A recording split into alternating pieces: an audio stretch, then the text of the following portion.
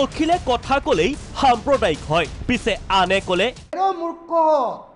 হিন্দুৰ হাতত MLA seat দিবৰ কাৰণে আমি অসমীয়া জীয়াই থকা নাই নহয় 126টা সমষ্টিত শিলাদিত্যৰ হাতক দি দিবৰ কাৰণে আমি অসমীয়া জীয়াই থকা নাই নহয় আমি জীয়াই আছো অসমীয়াৰ হাতত 126টা সমষ্টি ল'বৰ কাৰণে শিলাদিত্যৰ হাতত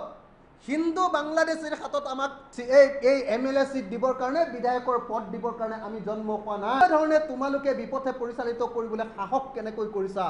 বিজেপি লেকামহীন জনপ্ৰতিনিধি শিলাদিত্যক সংবাদমেলত এনেকৈ আবুল তাবুল কৈ থাকিলে অসমৰ পৰা খেদি পঠোৱাৰ সাৱধানবাণী শুনালে কৃষক নেতাই অখিলৰ তিৰস্কাৰ শুনি ৰৈ থাকিব পাৰেনে শিলাদিত্যই লগে লগে পূৰ্বতকৈ অধিক সুসজ্জিত নিৰাপত্তা ব্যৱস্থা লৈ দিছপুৰৰ পৰাই অখিল গগৈক ৰিপ্লাই দিলে শিলাদিত্যই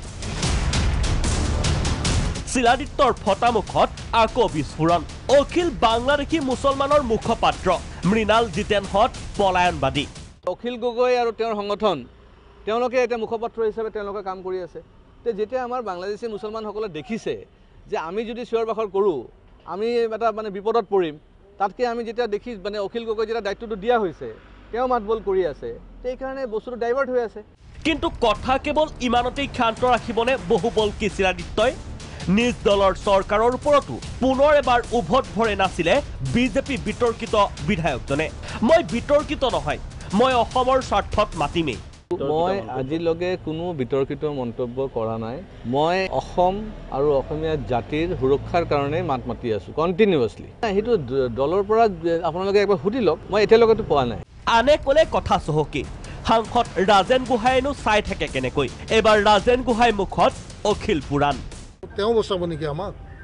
তেওঁ বাংলাদেশৰ ভাষাৰ নামত যদি বাংলাদেশী